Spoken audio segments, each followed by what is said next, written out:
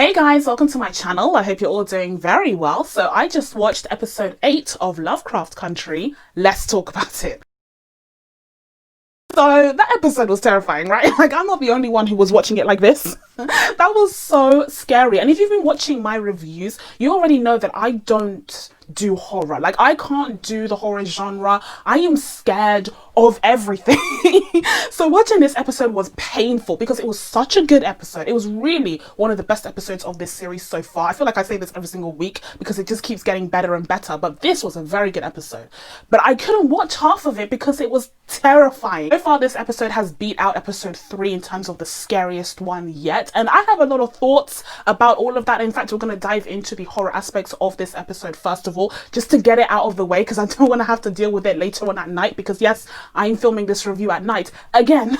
But before we dive into this review, just a friendly reminder that if you're not already, you can subscribe to my channel and turn on your notifications so that you can catch new uploads. We've recently reached 600 subscribers. I feel like we recently reached 500 as well, but I'm so grateful to each and every one of you who have been subscribing and watching my content, liking it, commenting. It's just been amazing. I love talking to you guys about the stuff that I review, and I'm excited to see more of you guys come along. So if you're not already subscribed, then please be sure to subscribe. And for everyone who already is, thank you, welcome. Let's dive into today's video. Like I said before, these demonic spirits were depicted as representations of Piccaninny caricatures. It seems as though it was very deliberate for Dee to have seen these spirits in the way that they appeared to her, because later on in the episode we see her visit Captain Lancaster and demand answers for the hex that he put on her, and he says to her that whatever she's seeing is going to be chasing her until presumably they end up catching her and killing her. So by him saying whatever she's seeing, it makes it clear that depending on the person, these demons will appear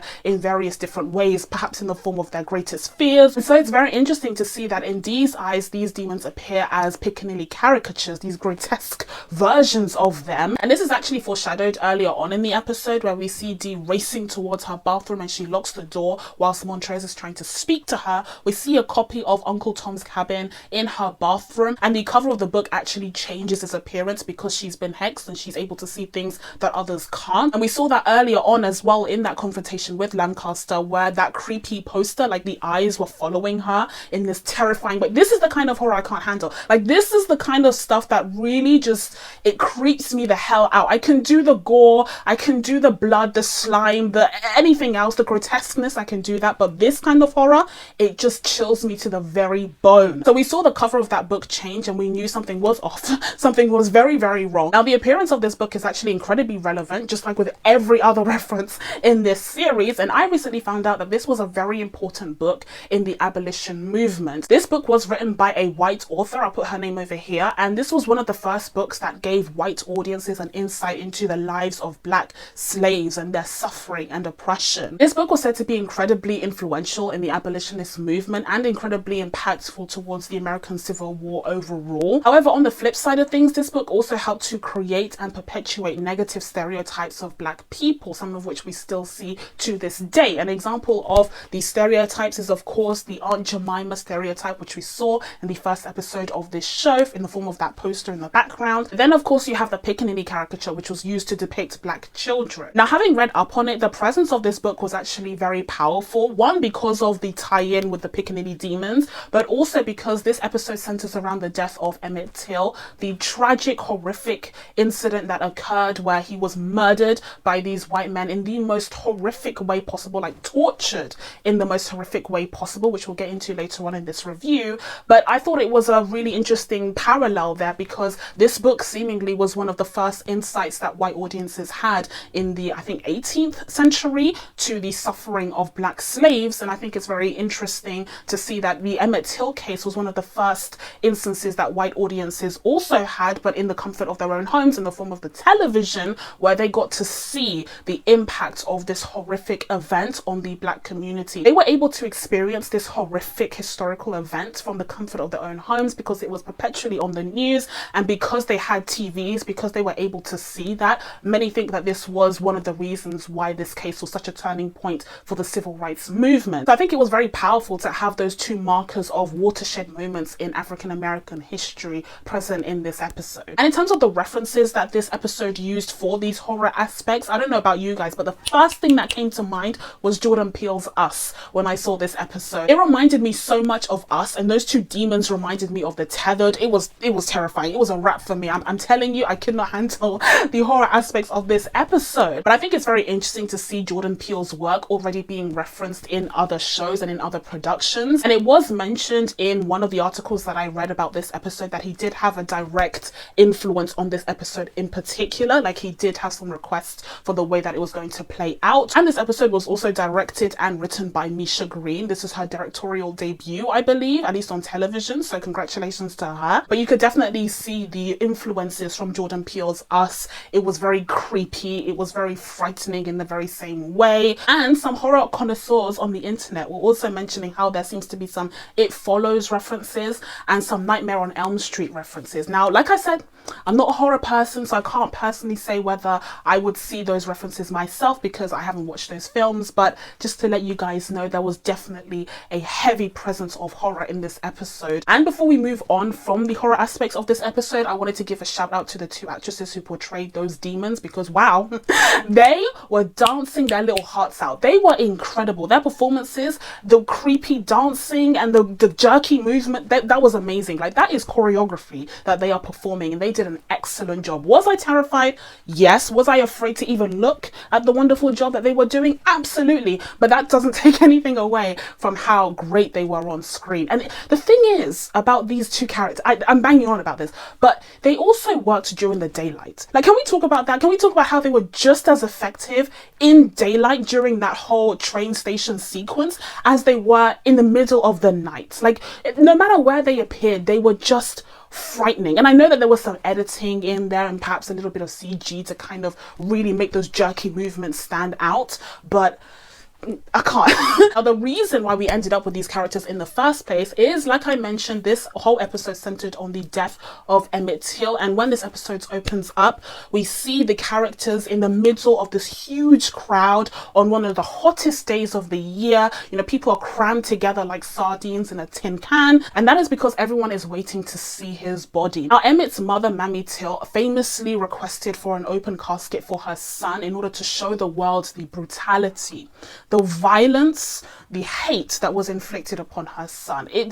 He was said to have been entirely unrecognizable. Like, I haven't seen any images of that. I don't know if they're available, but that is just heartbreaking. And this show makes a very powerful decision to not show a black child in that position, that we don't get to see any approximation of what would have happened to someone who looked like Emmett Till. Instead, what we get are just descriptions and reactions from other people who have seen it. We see one woman who reacts very viscerally. She ends up throwing up as soon as she leaves the sanctuary, and we see, you know, Ruby and the other characters who are also reacting to what they just saw, and it's just such a heartbreaking moment.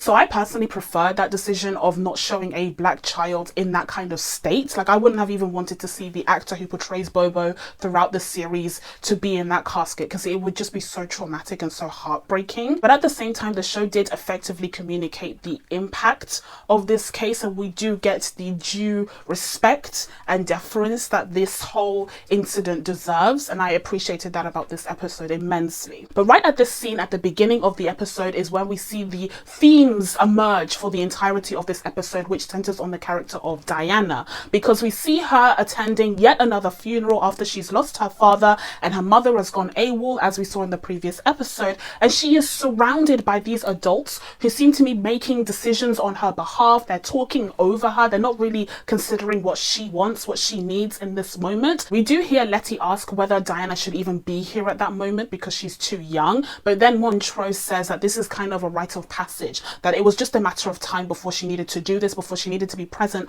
for the burial of her best friend. And that is just so heartbreaking to see that this level of trauma would be imposed on a child at such a young age, but at the same time to see that it's an inevitability for the black community in America. But it's also very telling to see that all of the adults seem to be making decisions on her behalf without taking into account what she actually wants, and they're not actually asking her what she wants in that moment. And so that's what makes it so easy for her to slip away away and run away from the whole scene. So that's how she ends up running down the street and right into the clutches of Captain Lancaster, who ends up interrogating her about what we saw happen in the previous episode and her involvement in that and whether she has been exposed to magic. Now, secrecy is a huge theme that runs throughout this series. Each and every one of these characters are either keeping secrets or affected by people who are keeping secrets. And in the case of Diana, she is one that is affected by everyone having kept everything a secret from her because she has no idea what's been going on. Now, the fact that Dee is left at the mercy of the likes of Captain Lancaster in this episode is kind of symptomatic of how she's been ignored throughout this series. People really haven't been taking the time to pay attention to her, to ask her how she's doing, to take care of her in the way that she needs at this moment.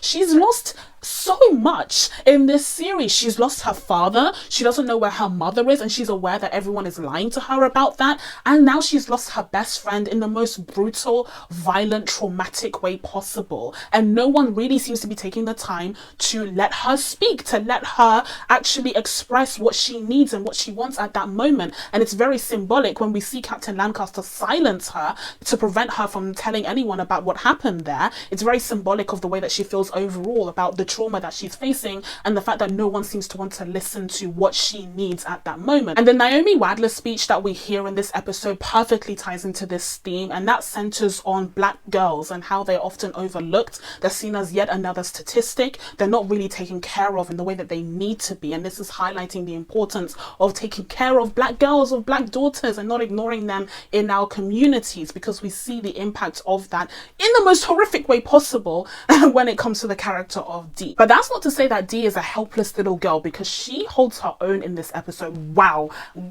she was incredible. The way that she stood up to Captain Lancaster afterwards, she spat at him. She spat at him and called him an effing pig. I was like, what? I have no choice but to stand. I have no choice but, yep. Yeah, she did that. She absolutely did that. I also wanted to note that earlier on in the episode when they were at the funeral, Dee did remark on the smell that was wafting in from the church, and because it was such a hot day, you could smell Emmett's body decaying, and apparently that is historically accurate, which just breaks my heart even more. But she remarks on the smell and how it smells really bad, and then she realizes that that's her best friend's rotting corpse, which is just like heartbreaking. But later on in the episode, when she does pay that visit to Captain Lancaster, she also remarks on the smell of Captain Lancaster's quarters, and I think that kind of directly ties into what we saw in a previous episode where Captain Lancaster had a black torso. Remember that? Remember when we discovered that he's wearing someone else's body, a Black man's body? So I would guess that the torso that he is wearing seems to be decaying, and that's why he's constantly sweating. That's why he's constantly needing to change his clothes, and that's why he smells like a rotting corpse. But yeah, Dee was a badass in this episode. The way that she faced her fears, the way that she refused to go down without a fight, and in that final scene we do see her take down those spirits. But unfortunately, because of the interruption of Montrose, albeit well-intentioned, she ended up getting bitten by one of the demons, or like eaten by one or something. They infected her, and it seems as though that's going to have an impact on her in the next episode as well, as we see that perhaps she's going to be turning into one of the demons, or maybe she's just dying. Like, I don't know. But if she turns into one of those Piccaninny demons, I'm gonna be checking out. Now, speaking of Montrose, he has a few interesting scenes in this episode where it seems as though he's trying to take on this more father figure to the children in his life, and that's of course with Tick, but also with Dee, because he recognizes that she's alone right now and someone needs to step up, and as her uncle, he needs to be the one to take on that position because his brother is now dead. And so I thought it was fitting for him to try and take care of Dee and give her some advice on how to handle such a traumatic experience, even though his delivery may not have been the best and exactly what she needed at that moment, because again, they were all about spouting out advice and spouting out what they thought she needed, but not actually listening to what she needed. But he also has some very interesting scenes with Tick, who reveals that he just got back from the future, because in the previous episode where we saw Hippolyta go through her whole journey of self-discovery, at the same time Tick was actually time traveling into the future. Now, we don't actually get to see that journey. I for one don't mind because in any other series we would see Tick on his journey through time or whatever, but I like the fact that the show decided to focus on this black woman, this black female character instead. Like, I'm all for it, and I thought that episode was great for it. But we do find out that Tick traveled to the future, and actually the book that we saw in the previous episode that was authored by George Freeman ended up being not his uncle but his son. So that's really interesting. It means that he actually knows that Letty is pregnant, and that actually explains the beginning of the episode where he's very insistent that she sits down and has a drink of water because he's very aware of her pregnancy. But she doesn't know that he knows, and she's still trying to keep the secret from him. Again, secrets being a huge theme in this episode, but also a point of weakness for their community, because as we saw with Dee, it definitely opens up the possibility for other entities like Christina and Captain Lancaster to take advantage of that. So we do get this very meaningful scene when Montrose is trying to explain to Tick why it is that he kept his sexuality a secret. He explains how his pastor ended up being outed as a gay man, and he was sent to a mental institution where he was presumably lobotomized, and that's a very common thing that we would have seen during that time, as it was briefly explored in the series Ratched. But I think it was a very powerful moment that they shared together, and also how Tick was kind of explaining the differences in his son's version of their story, and that kind of relates to the real life book Lovecraft Country and the differences between the show and the book there. But I think it was a very meaningful and necessary conversation for them to have, to kind of bridge that relationship a little bit and bring them a bit closer, because they've been so antagonizing towards each other for so long at this point, and obviously the season is wrapping up so we need to get these characters together and ready to take on the real enemy. Now we also find out that Montrose is dyslexic, which is interesting because we find this out in the middle of him reading a spell. Like, that is the worst time to find that out. But Tick does give him a few corrections, so presumably he does read it in the way that it's intended to be read. But we don't actually find out whether or not the spell worked until the very end, at that boss moment, which we'll get into later on when we talk about Tick and his arc in this episode. But as for Montrose, you know, they're really starting to try and get us to like him again. I, for one, there's a lot that's happened. There's a lot that's happened with the character of Montrose. I'm not sure if I'm ready to forgive him entirely, but perhaps I'm on my way. Before we get onto Tick and Letty, let's do a little bit of a detour to Christina/William and Ruby. Listen, this pairing, okay, first of all, I just want to make it very clear, between Christina and Ruby and Letty and Tick, there's only one winner. There's only one winner. In terms of sexual chemistry, in terms of like on-screen chemistry in general, like Ruby and Christina have won. Their chemistry is just so out of this world. Like, I'm sorry, like, how can I be obsessed with Tick and Letty when they are present? Like, they are giving us everything that we need and more. So we see Ruby heading straight after the funeral to William/Christina's house, and she has this little confrontation with a racist neighbor who's like, "Are you the maid?" And she's like, "No, I'm not the maid." And at that moment I was like, you don't need to be picking fights with anyone right now. Like, you should have just said, you know, "Yes, I'm the maid," whatever, just to kind of get him out of her hair. But at the same time, I do understand why she didn't do that, because she's so angry. Like, literally after what she's seen, she doesn't feel like playing games. She doesn't feel like playing House of Cards right now. Like, she is angry and upset. She ends up going to William/Christina's house just to escape, basically. I feel like it was just a moment of escape. I feel like she didn't want to be in her skin at that moment. She just wanted to go somewhere that was kind of a mental sanctuary for her, which is crazy because considering the perpetrators of the crime that was committed on Emmett Till, the fact that she went to a white woman/man's house as a sanctuary is very telling for the character of Ruby. But at the same time, I did kind of understand her just wanting to be far away from it. This episode very much explores the different ways that these characters were experiencing grief and dealing with grief. And I think in Ruby's case, it was just she wanted to be as far away from the situation as possible. And it's clear that she doesn't want to have to feel guilty for that, because you see when she has her confrontation with Letty that she mentions, you know, Letty should just do whatever she needs to do to take care of herself. And that kind of very selfish perspective is what we can see in Ruby at that moment. It reflects her actions, pretty much, you know, considering what she did was very selfish. What she did was just try to escape from that situation. She wasn't thinking about her community at that moment. She was thinking about herself and her needs. And even when you have a missing child, when literally you have Dee just roaming the streets, lost and chased by spirits, but in that moment Ruby is thinking about herself and what she needs, and her telling Letty to act similarly was very telling of her mentality in that moment. But going back to the sex scene for a moment, what is literally, because listen, I ship it, of course I do, but also it's so disgusting But also, it's so interesting, but also it's hot. Like, I don't know, what do you want me to say? It's so hot. I read that the actors actually did a lot of work to kind of build that chemistry so that it would be represented well on screen, and props to them because it worked.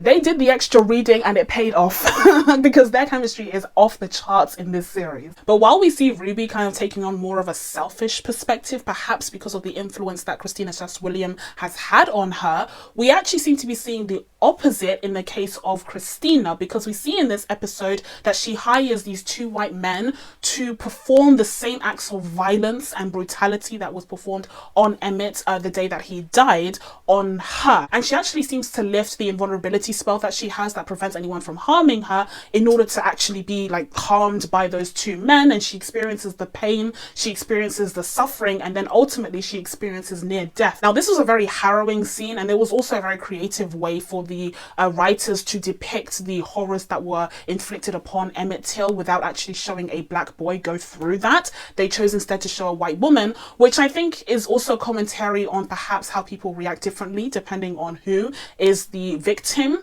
of a crime, because I feel like seeing a white woman go through this, a lot of audience members would be like, oh, no, just automatically far more horrified seeing her go through this as opposed to if it was a black boy. Like, I'm saying it as someone who would be horrified to see a child go through something like this, but others wouldn't have even reacted in the same visceral way as opposed to seeing Christina go through it. So I think it was a very creative and very powerful decision. And in terms of the character development of the character of Christina, I think it is very interesting to see that, you know, Ruby has kind of gotten through to her a little bit. And even though she initially didn't care about Emmett Till, or she even listed other occasions where, you know, black people have gone through violence and have been killed in this horrific time in history, she does endeavor to find a way to make herself care and kind of see where Ruby is coming from, which is interesting. I don't think that she would go through all of this if it was just a case of deception and using Ruby to get to Letty, which, side note, this whole relationship I feel like was designed to get to Letty in some way because Ruby is Letty's sister, but the show never really explains how that would be advantageous to begin with, because so far Ruby has only done like one thing for Christina. So far she's only put that totem at Captain Lancaster's office. Other than that, she hasn't really done any favors for Christina, and apparently in the books she actually does far more for Caleb, and she ends up taking more and more of the potion, which makes her kind of addicted to it. Like, she becomes addicted to becoming this white woman. But in the series, I'm failing to see exactly what advantage having Ruby on her side is giving Christina, because everyone is handing everything to her anyways. Literally, Letty in this episode gives her negatives of Titus's pages. You also have Tick giving her the key to the orrery. So like, they're willingly giving her all of the pieces that they have found throughout this series in order to make negotiations with her. So I personally don't feel like her relationship with Ruby is really about that kind of strategic advantage, but rather it's become more about feelings. Perhaps it's just me. So finally, let's get on to Tick and Letty. Now, if you've been watching my reviews, again, you'll know that when it comes to these two, I'm not wholly invested in their relationship still. Like, I buy them as a couple now, and I understand, you know, that the dynamic of their relationship is changing because, you know, Letty is expecting and Tick is aware of this, and so he's kind of trying to take on the protector role of their little family. So I completely understand that, and I think the show's communicating that well. It's just not the same though. It's not the same spice, okay? There's something spicy about Christina and Ruby that's just not there with Tick and Letty. I'm sorry to say it, but especially Christina and William. Anyways, so we have Tick and Letty. They go through this whole kerfuffle because Gia makes an appearance in one of the most underwhelming twists of this episode. When I first saw her, I thought it was going to be mad. Like, I was like, what is going on? You see her shoes outside of the house and you're like, oh my goodness, it's about to go down right now. And also the way that Misha shot it, where Letty is on one side of the room and then it's blocked by this whole, you know, wall portion, and then you see Gia on the other side of the room. Like, that was very creative, that was very interesting and symbolic of this huge divide between them, and the person who's kind of in between them is of course Tick. But then Tick makes an appearance and he acts like a real jerk to her, and like, he was so unlikable in that whole scene. And then in the scene afterwards where he's talking to Letty and she's trying to get him to own up to the fact that he messed up. Like, he messed up by not telling Letty about this whole relationship, about this whole thing, and his exposure to magic before he even returned to America in the first place. He didn't say anything about that. So she had every right to be annoyed, and Gia had every right to feel affronted by the way Tick was talking to her, to the point where she pointed out that while she may be a monster, it was in her nature to kill people. What was his excuse? I love that line from her. I think that was the best line that she got. But otherwise, it was a pretty underwhelming scene. Another important Letty and Tick scene was when we got that finale scene where Tick is able to summon that huge black monster. It must be noted that in other iterations of this monster, they were white, whereas this time around, because it's been summoned by Tick, it is black, and it is monstrous, and it's also adorable. He goes around killing a ton of police officers in that end scene. It's brutal, but it's also funny, but it's also incredible, because this is the first time that Tick has been able to successfully cast a spell. But we see the police officers that were shooting at Letty's house because they didn't want her to innovate, because they didn't want her to be a pioneer. And you see that moment where Letty is watching everything she worked hard towards just go, just up in flames. It's kind of like Tulsa in that way, where these white police officers are kind of reversing all of the progress that she made on that house and destroying it right before her eyes. So that's a really heartbreaking moment. But in that moment as well, we realize that none of the bullets are actually hitting Letty, because she made that deal with Christina to have some invulnerability, I believe it was. So yeah, I did think it was very interesting to see both of these characters go to Christina separately for some help, for some backup, whilst at the same time they're trying to take her down and prevent her from achieving the immortality that she wants to. And I did especially find it interesting that Christina outright refused. She refused to give Tick invulnerability. And I think in this case it was presented as a girl power thing, where she was like, I want you to have it instead. But in actuality, I think it's clear that Tick would need to be sacrificed for her spell for immortality to work. And so if she granted him invulnerability, she wouldn't be able to use him for the spell to work. So I think that's the real reason why she didn't grant him invulnerability, but instead gave him a protection spell so that a monster would come and prevent him from getting hurt, but nothing would prevent him from getting hurt when the time comes where she needs his blood. So that's it for me. Now that I told you guys my thoughts on episode 8 of Lovecraft Country, it's time for you guys to let me know what you thought of this episode down in the comments below. Please be sure to subscribe to catch new videos coming up. Thank you guys so much for watching and subscribing. I really appreciate it, and I will see you in the next one. Bye!